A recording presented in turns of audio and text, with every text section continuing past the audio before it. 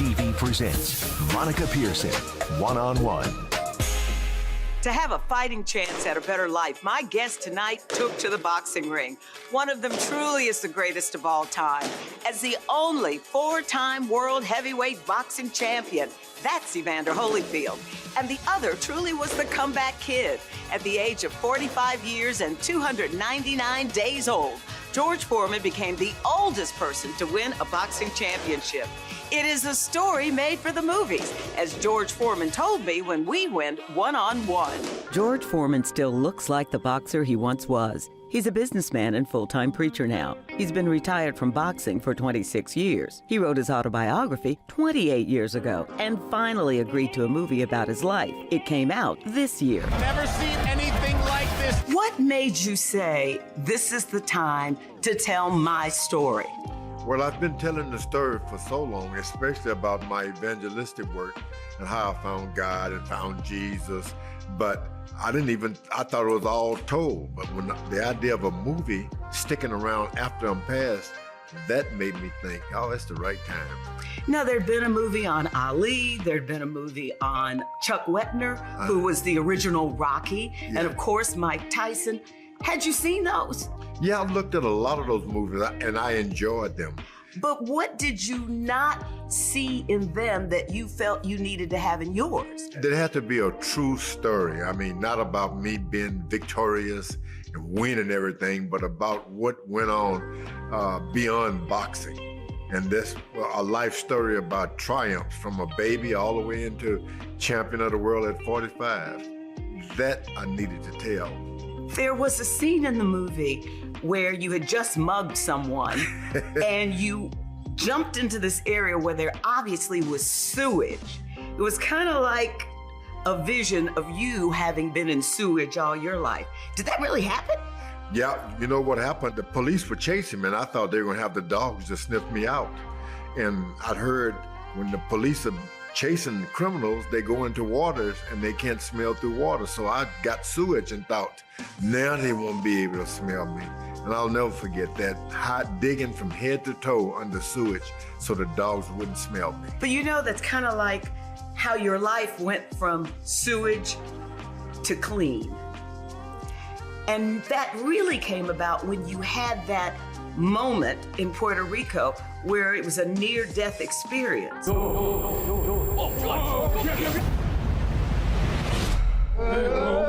Tell me about that. Well, I was literally fighting for my life in the dressing room. No one knew what was going on. Gotten too hot. I'd lost a decision, but I wasn't hurt. There was fighting for my life, and eventually I lost my life in that dressing room. In a vision, in a split second, I was dead and alive again. Over my head, under my feet was nothing, to be lost forever. And I remember thinking, I don't care if this is death, I still believe there's a God. I just didn't believe in religion. When I said that, I was rescued out of nothingness, alive in that dressing room. Evidently, they picked me up off the floor, and my doctor standing behind me, I said, move your hands because the thorns on his head are making him bleed. And my masseur, I said, move your hand, he's bleeding where they crucified him. I didn't believe in religion. I started screaming, Jesus Christ was coming alive in me. My life has not been the same since. And that's when you also left boxing, but started your church. How has that church grown? 10 years I was out of boxing, preaching on the street corner. Some kids came up to me because the first church we were in, there were so many preachers you couldn't get a chance to talk. I tell my testimony, of course. They said, George, we know where you can preach, and they took me on the street corner. And that's where my ministry started, on the street corner. And eventually got our own church started, the Church of the Lord Jesus Christ in Houston. And you know what? It's been the same because I've been there for 44 years. And that's the growth that I was looking for, me making certain that at the end of the day, I didn't leave it. Do people come to the church to see you or to learn about Jesus Christ? There's been a lot of instances. I really believe people come there, it's like, how many legs are still on the bug? And they're looking up and down, and does he speak? Does he sing? I don't sing, but I try.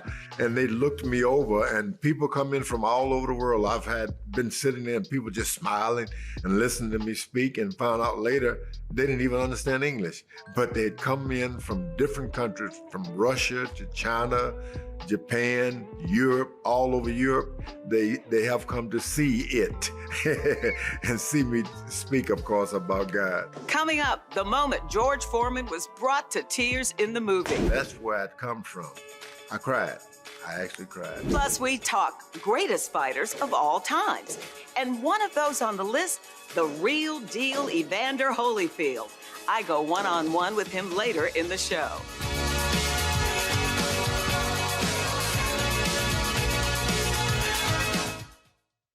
It happens when you least expect it. And suddenly, life can become completely overwhelming. If this is you or someone you love, speak with a Montlick injury attorney as soon as possible. A Montlick attorney will review your situation at no cost to you and explain all your options. I'm Monica Pearson. I recommend Montlick because they care and they know how to get you the most money possible for your case. If you're injured, call 1-800-LAW-NEED for your free consultation. Put some sparkle in your 4th of July with Look Up Atlanta. Stunning performances, great music, and a dazzling fireworks display. Catch all the action live on Atlanta's own Peachtree TV, Saturday, July 1st. Don't miss Look Up Atlanta, sponsored by Dunkin'.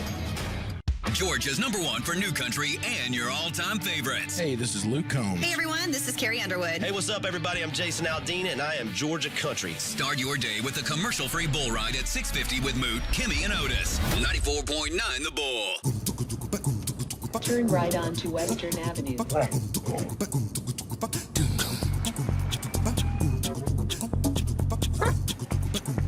You have reached your destination. One more? One more time. ID Light in the all-electric ID4. It's the little things. Visit your Volkswagen dealer today and lease the all-electric 2023 ID4 Pro for just $379 a month. Limited inventory available. People want to have a one-stop shop. They need us for now all these different services, not just the heating and air side. When things are going wrong, you want the company that's going to be able to get things done as fast as possible for you. Today, we're going to be in over 600 homes. What the customers can count on is we're going to send a competent person to your home with a vehicle that's stocked and prepared. We're going to do what's right. Right now, we're waiving our $79 service fee with any Cool Ray, Brightbox, or Mr. Plumber service. Thank you for this food. George should change his name from Foreman to Poor Man. When you started out, you were fighting from anger because you were picked on because of your size. You left school early. You got into crime. And then you did find God. But how now do you control anger? What angers you? Well, I'm never angry anymore. I found God. And you find out that once you find something everybody's truly looking for, it's not $1 million all the time. It's for answers and contentment. I found Jesus Christ. That has made me happy. There's not a day that I don't wake up and smile, put my feet on the floor, and I'm happy to be alive and happy to have that story. You mean there's nothing that can needle you? Sometimes when there's only 1 or 2 pieces of meat on the table and someone get them all before I get a chance, I think I want a rematch and I'm upset. And that comes from growing up hungry. Yeah. And all of us, when you come from a deprived background, there are habits you hold on to. So one of yours is with food. Yeah, I was always hungry. There was never enough food for me. So even now when I'm full, I still look at the food. Say I can't, but I'm sure look you down. It's a wonderful thing to have enough to eat.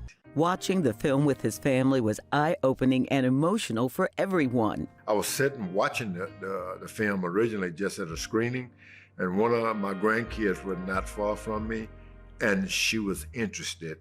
Some even had a little tear in their eye. That's what it was about.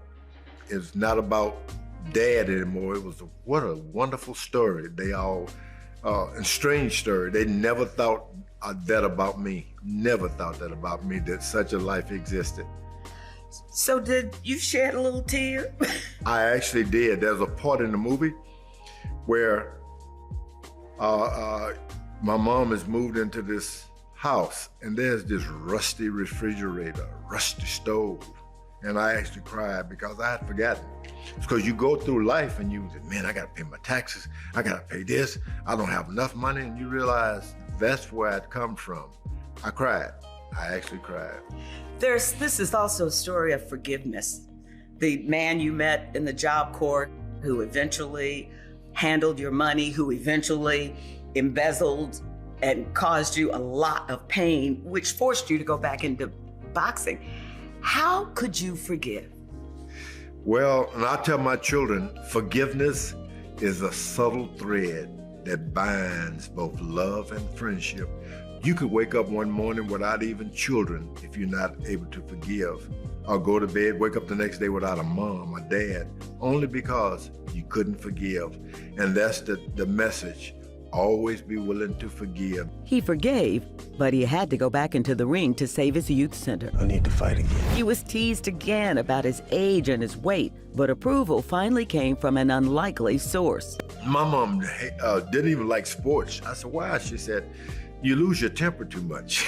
She didn't know that the temper wouldn't get in the way in a boxing ring. She never watched me box at all. Just before I fought at 45 for the championship the last time, she called me. She said, son, I think you got it this time. That was the first time. And it made me feel like a boy all over again, my mom. She didn't embrace boxing, but after I became a minister, she told me once, she said, I never did like you stopping, giving up everything you had for this preaching, but now you're my minister and I respect you. That I've lived with. That fight saved his youth center, and in the process, saved some young lives. It's not like the kids come to the George Foreman Youth Center, we want them to be club boxers, but we come to help them develop themselves as human beings. I was at a service station one day, and this was during a day of full services, and the guy came out, filled my car, did my windows. He said, can you wait one moment? And I waited. He came back and gave me $5. I said, why would you do this? He said, when I was a boy, you told me you were going to give me hand wraps for boxing, but I owed you $5. One day, give it back to me. He gave it back to me. That's what the George Foreman Youth Center meant to me. Kids growing up to be men, not boxers, but men. That's what we are, women now, because the girls dominate the clubs now. Growing up to be mature and understanding we have an obligation to pay back. What would somebody be surprised to learn about George Foreman? That I'm really a joker, a full-time joker, and I pull all my tricks out on the grandkids. I disguise my voice, tease, fall out, get knocked out, crawl on the floor. That's what people would be surprised to know about me. I'm an excellent grandfather. George has 10 children, 5 girls and 5 boys. All the boys are named George, and so are several of the grandsons. Why so many George Foremans? I wanted to make certain the kids had something to hold on to. I tell them all the time, one does wrong, we all do wrong. Making certain that we leave something that we can fall back on. And if you can't find anything, make something. And we made a name for ourselves. So when you all are all together, how do you distinguish one from the other? How do you call them? It's my wife. If she happened to say, George Edward, we know who it is. For some reason, the tone of her voice. But my wife is a controlling person who knows every name. But we just cook and they all come. So do they have nicknames? All of the boys have nicknames. What are they? Red, Big Wheel, Monk, Little George, and I think there's another one. Oh, Joe. One is determined to call himself Joe. George has been married to his 5th wife for 38 years. His first marriage ended because of an affair depicted in the film. You know, the strangest thing, you get married, and you're wonderfully enjoying your life, and then all of a sudden you move to the left a little bit. I'm gonna have some fun. Then you lose everything because you lose trust. My wife, a lost part of my family, all because of some ignorance. I didn't know a man could be a man and then also be true to his family. I didn't know that it existed until after I lost everything. So I have to ask you a question that may kind of bother you. You had 2 children go into boxing, correct? Uh-huh. And your daughter did very well, but she died of an apparent suicide. How did that test your faith? Well, it's strange about losing loved ones, especially children. I can tell you, it's like one's going upstairs, she'll be down in a minute. It's like she never left me. You love your kids, you cry, you get your heart is broken, but in reality, it's like she's there, she hasn't gone anywhere. And that tests my faith because I want to break down and just like anyone else would in those situations, but my faith held me strong. Foreman learned the hard way what his trainer, Doc Broadus, tried to instill in him when, as the undisputed heavyweight champion, he fought Muhammad Ali in the Rumble in the Jungle and lost. Yeah, in boxing, everyone thinks it's all about bronze and I'm gonna beat this guy, but you gotta think. You must think. I lost the title the first time. Muhammad Ali thought me. He had a plan, and I just had a simple plan of ending the fight early. And that was Doc Broder's message. You got to think, George. You got to stick. You got to move. And I forgot that and lost the title. But I recaptured by recapturing my mind to think. Now, you in the film go to see Ali, and you have said in the past that at first you didn't like him. And why? Oh, everybody had a love affair with Muhammad Ali early in their lives, but when I became a boxer, I just didn't like him. And once I lost the title to him, I truly hated the guy. I mean, there I am on the floor being counted out, and he's hollering, "I'm the greatest." No one likes that. But as time would go by, we'd meet after boxing. He became my loving brother. To this day, I miss him. We talk on the telephone, boast. He always wanted to win. How many grandkids you have, George? I have 4. I have 5. He always wanted to win, and I missed that competitive Muhammad Ali. And I loved the guy, I really did. Still do. He's called himself the greatest. Who do you think was the greatest boxer? Well, boxing is strange. There's so many great boxers. There's enough room for 20 people to say, I'm the greatest. But one of the most great men I've ever met was Muhammad Ali. A great man. It's been hard to top that. Now, you know, mixed martial arts is the big thing these days. Is that something you would have done? I think I never would have fallen for the rope-a-dope if I had mixed martial arts. Because someone get on the ropes, I could grab their feet. There were so many ways to fight people. I think it's a good sport. It's developing. It's got a lot of fans, and I would have been good at it. I really think so. I really would have been good. Sizing up the competition. Foreman talks about getting into the ring with 4-time undisputed heavyweight boxing champion, Evander Holyfield. The two of them weigh in on that matchup when one-on-one continues.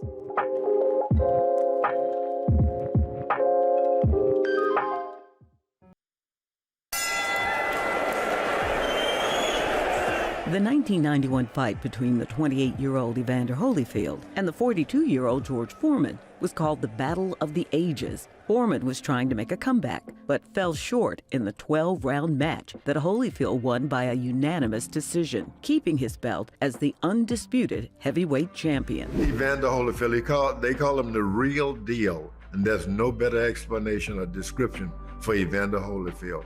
The real deal. I fought him so fast and strong. Just when I thought I had him, he was out of the way. And we went 12 rounds, and I lost the decision, but I knew for a fact that this is one of the greater fighters of all time, the real deal, Evander Holyfield. What's your reaction? What is your reaction to hearing him say that about you? Well, you know, that's a great compliment, you know, but, you know, George and I, we were both Christian. And so me and George were getting ready to fight. They wanted us, me and him, to get in a argument. Y'all just keep saying these nice things. I had respect for George. He was a bigger person. I knew I was going to hit him 3-1. And like, this is the whole big thing is, now I can't get hit with none of his. In one shot, you can be done. And so they asked me, who do you think is really the very best? I said, has George ever been the heavyweight champion of the world? Because they were saying, who God gonna go for? You or George? This is what they trying to do. Y'all both Christian. Now, who God gonna go for? I said, well, has George ever been the heavyweight champion of the world? They said, well, yeah. I said, okay, then it's my turn. That's it. I beat him. Then eventually I lost against Michael Moore, and he knocked Michael Moore out and became the champion again.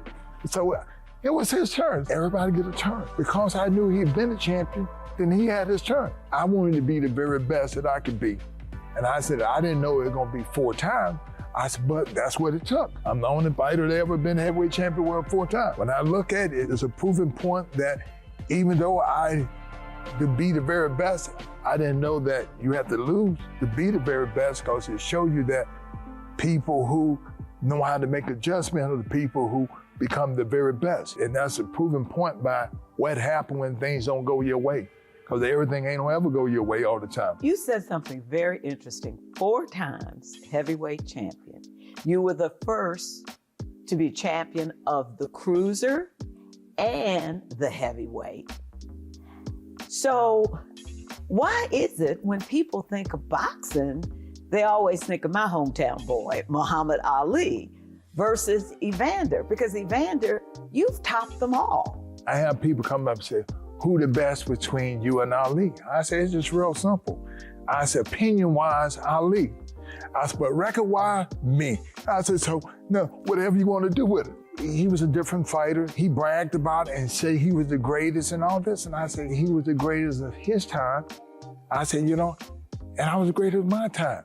But you were the greatest so far of all time. Right. You're absolutely right. But why would Ali stand out more? Because he promoted himself. Then nobody else promote themselves like him. I'm the greatest. You got to have some confidence to sit there and say that. Because at any given time, you can lose.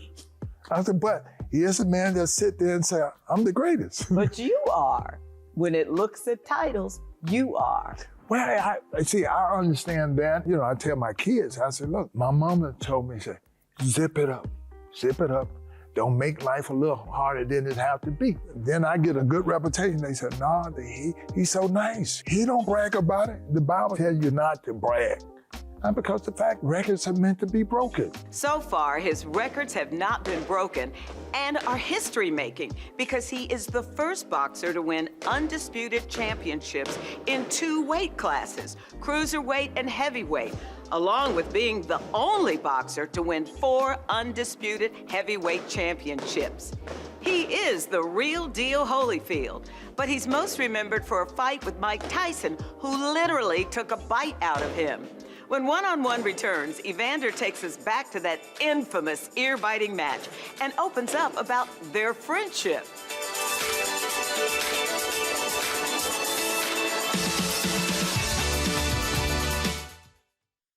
Accidents can happen anytime and through no fault of your own.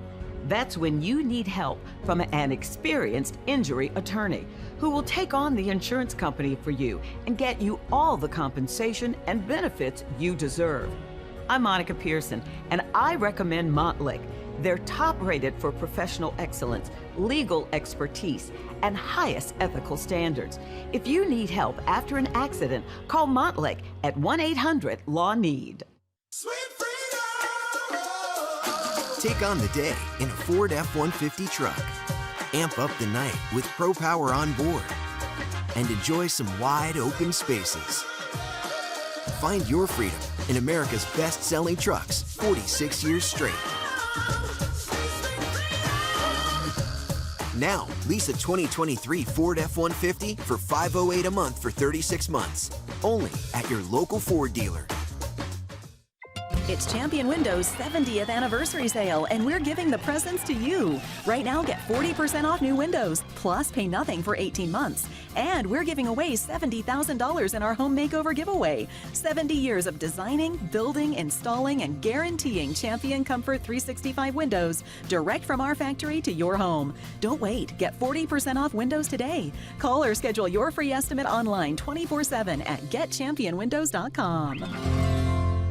Put some sparkle in your 4th of July with Look Up Atlanta. Stunning performances, great music, and a dazzling fireworks display. Catch all the action live on Atlanta's own Peachtree TV, Saturday, July 1st. Don't miss Look Up Atlanta, sponsored by Dunkin'. Put some sparkle in your 4th of July with Look Up Atlanta. Stunning performances, great music, and a dazzling fireworks display. Catch all the action live on Atlanta's own Peachtree TV Saturday, July 1st. Don't miss Look Up Atlanta, sponsored by Beaver Toyota. Delicious soul food served with Southern hospitality. Collard Green Cafe. We've got traditional Southern classics and a wide variety of seafood favorites. Snapper, grilled salmon, and baked trout, just to name a few. Satisfy your taste buds with Southern cooking that's always fresh. Dine in, carry out, and catering options are available. Stop in today or visit us online at collardgreencafega.com. And you won't find a can opener in our kitchen. Evander Holyfield was 21 and Mike Tyson was 17 when they first met. So the thing is that what people don't realize that Mike and I, we was on the losing squad in 1984 trying to make the Olympic team. Now that's how tough the amateur boxing was back in those days. Me and Mike, we was on a losing squad. Like this, I was a light heavy, Mike was a heavyweight, and we was on a losing squad, so we trying to make the Olympic team. Now I was able to make it, Mike didn't make it. Everybody knew that only person that wasn't afraid of Mike was me. We sparred. You know, it's always somebody gonna say, who got the best? And so they asked Mike, and Mike said, man, he is strong. Evander made the team. He won a bronze medal at the 1984 Olympics after a controversial decision by a referee in an earlier bout. It was so controversial, the gold medal winner pulled Evander up on the winning platform beside him during the awards ceremony. Fast forward to 1996, when Tyson was defending his year-old WBA championship and lost it to Evander. But it was the rematch in 1997, billed as the Sound and Fury fight, that became known as the Bite Fight. I'm the only person he didn't knock out. I said, he knocked out all them people. Everybody was scared to fight him. He knocked everybody out. I said, I wasn't afraid. I was called, my mama said, never be afraid of nobody. I'm aggressive, just like Mike. I don't give Mike no room to hit me. I just go straight at him. It worked. He got so frustrated in that fight Sure. in Las Vegas that he did bite your ear, and then you all make a joke out of it. They appeared together in commercials, one for Foot Locker and another for Tyson Mike Ear Bites, marijuana gummy candies. Holyfield has a sense of humor and believes in forgiveness. It's the past. I always liked Mike because the fact of the matter is that everybody got something in their life that's a little different. Now, I had a mama that was always there with me, and plus, she learned from her mistakes that she made to make me better. All the things that my mother talked to me about was being better than her. I make these mistakes where you won't have to make them. And so my mama even got to the point when I was older, she said, do you not know you're the only one that started to abort? You became everything because I did the right thing and I chose not to. Look what you did for the family. You have an amazing ability to not let things destroy you. You've had bankruptcy, you've had divorces, and it's your faith that keeps you going. How have you managed to do that? You've had to start over so many times. The ultimate thing in life, that if you don't quit on God, God won't quit on you. That's the whole thing. It was my parents and my grandmama the most always told me, we got to trust in God. If you don't give up on God, it gonna work. And so I know if you don't quit, you're gonna be successful. You know, that's it. So all my whole life, I realized that if I didn't quit, because you have to realize what's right and what's wrong. You got to stay away from the wrong stuff to get the right stuff. Evander is the youngest of 9 children. He told me his siblings excelled in reading and writing while he excelled only in sports. My mom only had a 6th grade education, so my mom said, son, you just got to be thankful for what you can do. Just be thankful for what you can do. Stop trying to compare yourself to them. Everybody can do something that somebody else can't do. That would make a family. Now, your mom, like George Foreman's mom, would never go to your fights. Is that true? She did go to 2 amateur fights. In them 2 fights, I lost. So my mama told me I'm bad luck. And I said, Mama, ain't no such thing bad luck. When I got ready to fight for the heavyweight title, I said, Mom, you got to go. No question, you got to go. I said, do you remember when it came down to going to prom? Now, I wanted to go to the prom. And my mama said, no, you're not going to put nothing over boxing.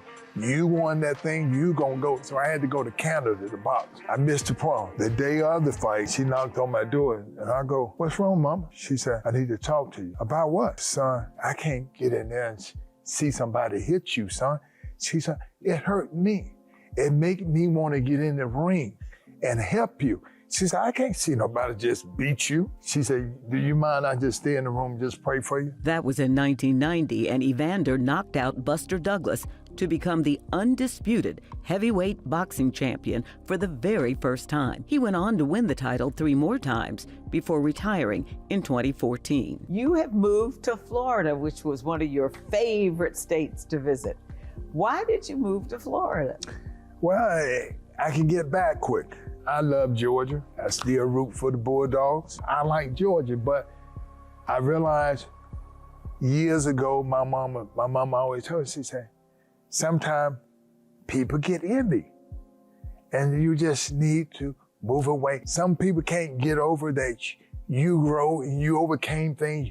You did the right thing, so the right thing allowed you to be this. And they still envy, still jealous. So it's easy to go somewhere that don't nobody remember nothing. They just remember he was a good fighter. Coming up, how Evander is staying busy and fit in his retirement. Then I'll introduce you to a local woman who left law enforcement for the boxing ring and broke a world record while doing it.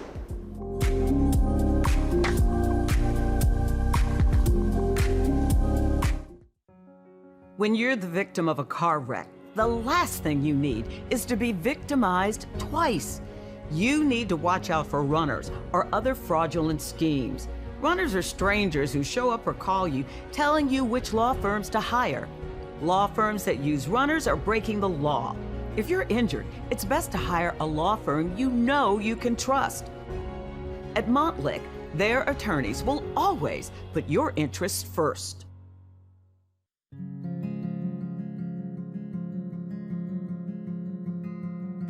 A life well lived should never be overshadowed by the sorrow of a loss. Every life is worth celebrating. I'm Deanna Levitt with Gregory B. Levitt & Sons Funeral Homes and Crematory. We are devoted to our families during their time of need. Since 1980, we have brought comfort to families worldwide with 4 convenient locations across Georgia: Scottdale, Decatur, Lawrenceville, and Conyers. Our trained and professional staff is committed to giving quality, dignified, and personalized service tailored to fit your family's needs. We are compassionate and creative and will provide more than just a funeral or cremation service, but a healing experience for your family and friends. Call 404-294-5500 or visit levittfuneralhome.com and allow our family to serve yours. Cancer is a difficult, trying situation. I encourage all Alabamians to get serious about cancer. It's a deadly disease. I've had 2, skin and mouth, but I want you to understand that when you have a physical, they do not check your mouth. I want you to see a dentist. A dentist can save your life.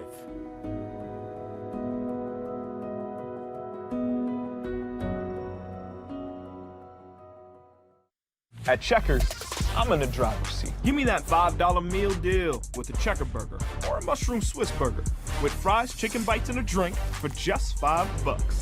Whatever you order, own it at Checkers. Get your late night flavor fix. Turn right onto Western Avenue. ID Light in the all-electric ID4. Visit your Volkswagen dealer today and lease the all-electric 2023 ID4 Pro for just $379 a month. Limited inventory available.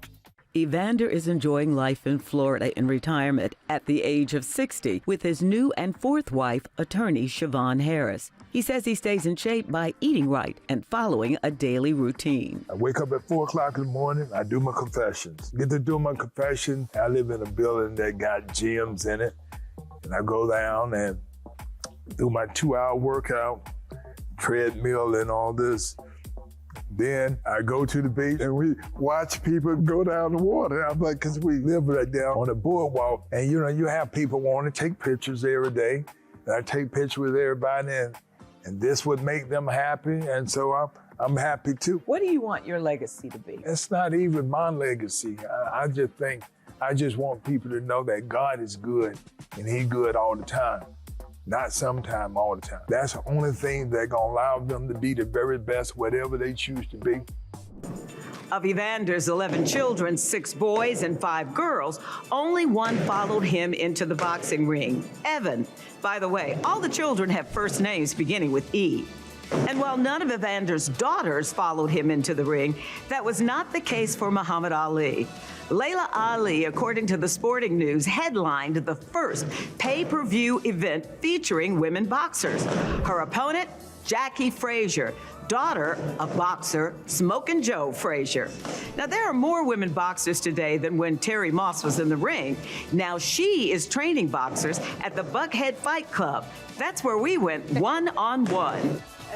Right. You gotta look closely to find the Buckhead Fight Club in Brookhaven in the Northeast Plaza on Buford Highway. Once you descend the steep stairs, you are in the dream that became a reality 10 years ago for Terri Moss. Some would describe her as a little piece of leather well put together. Almost 60 years old, 5'2", 106 pounds, mother to a daughter, grandmother of 2, and a member of the International Women's Boxing Hall of Fame. She got there by winning 2 titles. But let's talk about how she started. She was in law enforcement and stumbled into boxing.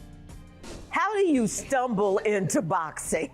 Well, did you ever see that J-Lo movie, Enough? Yes. Okay, so a friend of mine was going through some problems in her marriage, like the husband. Anyway, she saw the movie and she wanted to take some boxing classes to, beat her husband up. And we were going to an aerobics class, because I had always kind of been into fitness and stuff. I tell people when Olivia Newton-John was getting physical, so was I. I love that video. I did the whole thing, yeah, and leg warmers and bodysuits. But anyway, so we were going to an aerobics class, and she wanted to stop in and meet this boxing trainer, and I was like, why would you want to do that? But we did, and then, 3 months later, she was gone. I was buried in boxing at that point. What was it that drew you to boxing? So, I think the diversity of the people in the gym. I had been in law enforcement for a long time, and you have to have a certain mindset, and it's easy to become very closed-minded. And so kind of one thing that intrigued me about it was, like, I'm a cop, well, a drug agent at that, and I'm in here training with people that probably have drugs in their pocket, and just a different environment. But when you're in the gym, they were wealthy, they were poor, everybody had the same respect. So the boxing gym is the one place where it doesn't matter who you are or your background or what you have. And that's what I loved about it. It's the place of fairness, no matter what. It's best man in the ring. So when you started learning to box, how hard was it? I went into the gym with my friend, and everybody had these great bodies, and I'm like, I want to look like that. So when I got into boxing, I didn't really want to be a boxer. I just want to look like one, which a lot of people get in like that, especially women. Back in my day, a lot of women got in because they wanted to do something fun or lose weight, or it was a lot of that kind of thing. So, but yeah, I wanted to be in that kind of shape, and I wanted to look like that, and I thought it was cool what they were doing. I wasn't sure if I could handle the toughness of getting hit in the face, but one time, and I was like, it's okay. I was going to ask you about that. Right, now, right. When you get hit in the face, you end up with bruises, black eyes, and then people see you out. Right. They think something else. Oh, yeah, that's true. So I remember my second fight, I fought in New Hampshire, up in Manchester, and I got this really big black eye after the fight, and I was there the next day at a grocery store picking up some things, and one of the like, we call it stablemates, another fighter from my gym was there to work with me, and we were in this grocery store, and a lady saw my black eye, and she's like, "Oh, did your boyfriend beat you up?" And I'm like, "No, ma'am, I just got in a fight." So that's one of my jokes. But yeah, they definitely think, especially if you're a male anywhere next to a woman with a black eye, it's a thing. So you got to put that out there. It's tough for those guys. So but it's also tough for women. When you think about when you got into boxing, really, some women weren't taken seriously. Oh, hardly no women were taken seriously. You know, I tell people, Layla Ali and Christy Martin, you know, they didn't go into the amateurs. Back then, women went straight into the pros, but they were not televised, they were not considered serious, and part of the reason was there was no boxing for women in the amateurs, hardly nothing, you know, and women weren't allowed into the Olympics in 2012, so you can imagine why would they get a, you know, amateur boxing? It didn't do anything for them. So one reason why it wasn't televised, it looked bad. You know, they were learning to fight in the ring, which is what I did. You know, and then a lot of trainers don't take them serious. I mean, some of those, you know, definitely Christy Martin, she had Don King, and Layla Ali had, you know, her whole outfit and her dad and all those things. But, you know, the average girl fighter just kind of struggled through the ranks. We had, you know, up and down records. We'd fight 4 or 5 weight classes. You know, we just did what we could to be in the ring. So it was a big struggle just to get yourself on a show, even to make any money. You know, it's like, put your hands in your lap and say, thank you for letting me fight on your show. You know, that's what it felt like back then. So it's made a big turn now, so finally. But that change in 2012 for the Olympic women's boxing had to happen to make that change. Before, people would take notice, you know. I was looking at your record, and you have a championship. Oh, yeah, I do. I fought for 5 world titles, and I have 1 world title and 1 intercontinental title, so yeah, that was good. For someone who started late, that's amazing. Yeah, I wasn't gonna leave until I got that. I'm Terri the Boss Moss. I'm a boxer, and I'm a champion. I'll fight to the death, I don't care. It's what you do with the losses and the wins that make you a champion. When One-on-One continues, Terri teaches me some moves. Plus, she shares how you can benefit from the sport without ever getting in the ring to compete. It does more than just teach you a few skills. It can definitely change your bravery, your perspective, that kind of thing, especially for women.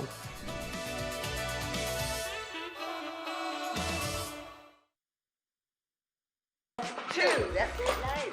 One more? One. Oh, you gotta move with the bag. Move with the bag, okay. You gotta move with it. You have to all right, step so a little it's bit, yeah. 1, 2. Uh-oh. The next world champ. All right. Let's see it. Okay, left. That's it. 1, 2. That's it.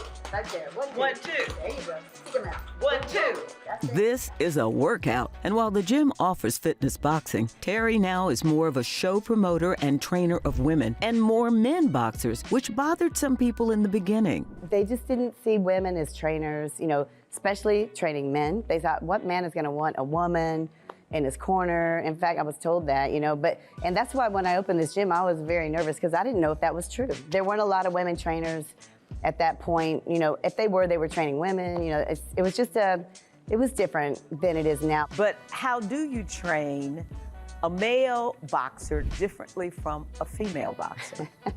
Well, they're more stubborn. For that The way. men are. Yeah. You know, fighters really depend on the fighter. You know, in all honesty, women can be a lot easier to train.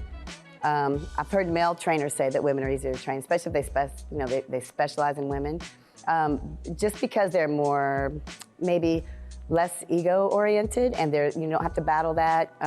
As a woman, and I'm about 5'1½", you know, that, you know, to tell some guys, you know, men how to fight, that can be a challenging thing for their you know, masculinity. Yeah, so I have learned to, you know, I have a certain persona in the gym. It's not mean or anything. It's a little bossy, but it's also very, I crack a lot of jokes, and, you know, I do a lot of things to try to make them feel more comfortable about that. But, you know, I would say the men are a little more stubborn, but they also have, you know, that external thing that they have. Like I tell people, men fight because they want to prove something to the world, where most girls, they want to prove something to themselves. So it's a little different. Okay, so let me start with little girls. Why do parents bring in their little boys and little girls for boxing lessons?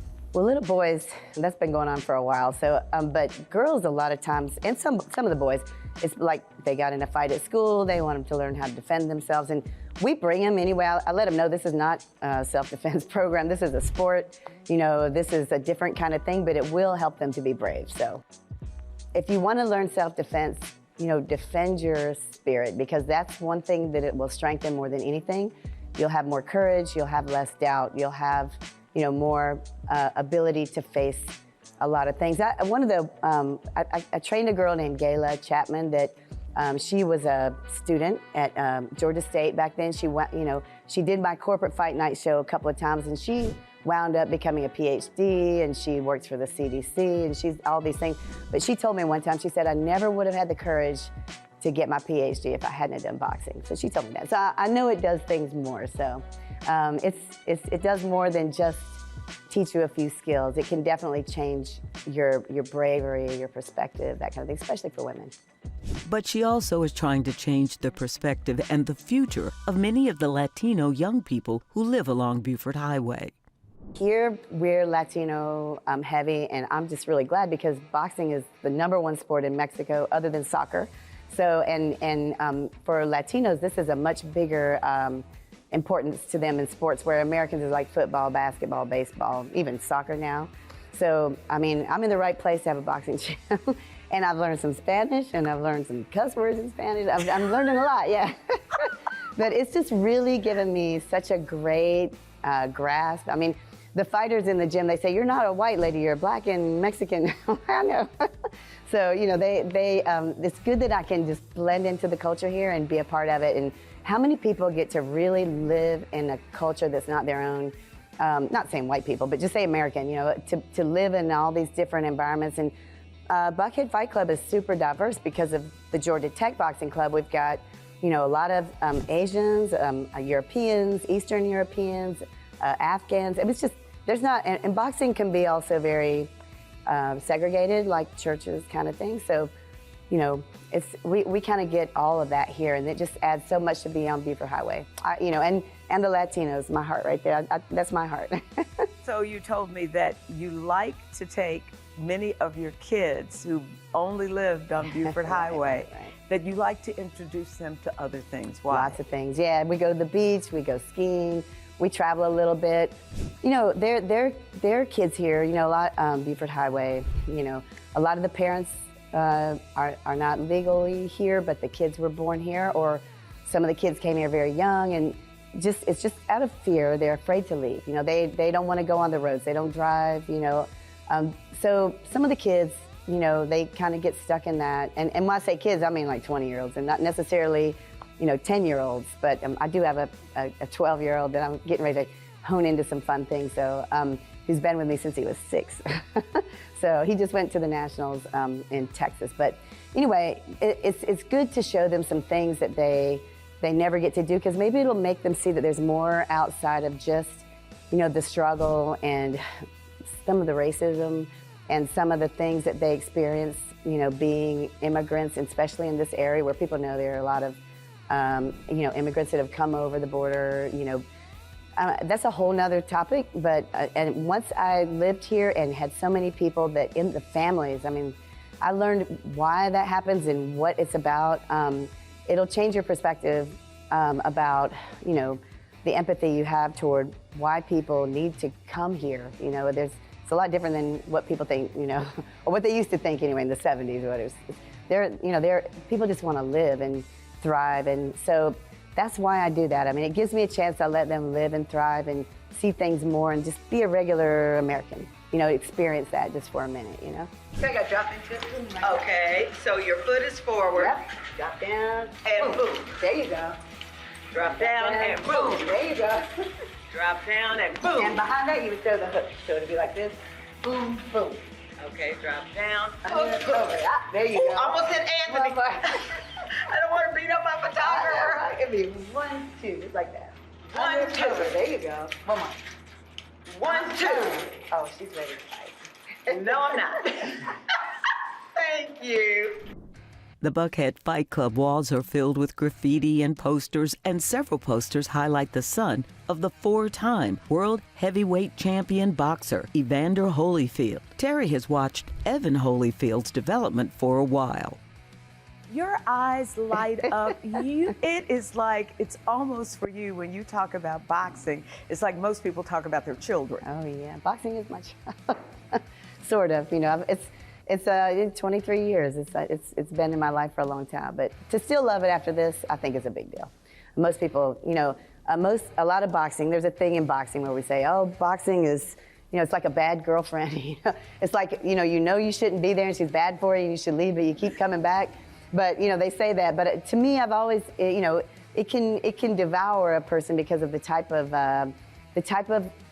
business it is in professional ranks, in, even amateur. I mean, all sports can be slightly corrupt or very corrupt, but boxing has a history of, a lot going on. So, but that to me was part of the intrigue. So, it's almost lawlessness in the gym or in the shows, but to be able to ring that and kind of make it my own and an environment that I enjoy, that to me is accomplishment. So I really, I love it. I'm not gonna not like boxing, not ever. You need to make a fist. Is that the way you do it? 3, 2, 1. Well, here's the thing with me, I just realized, just in that little bit, you work up a sweat. Oh, yeah. Right. 'Cause that bag is heavy. It'll make you breathe, yeah. All right. It's the best fitness thing ever. I think I'm going to stick with what I'm doing. Yeah. Writing. Yeah. Writing, that's the easiest. Thank you for joining me, and I hope you'll join me every Sunday at 8 p.m. for Monica Pearson One-on-One, right here on Peachtree TV. Good night.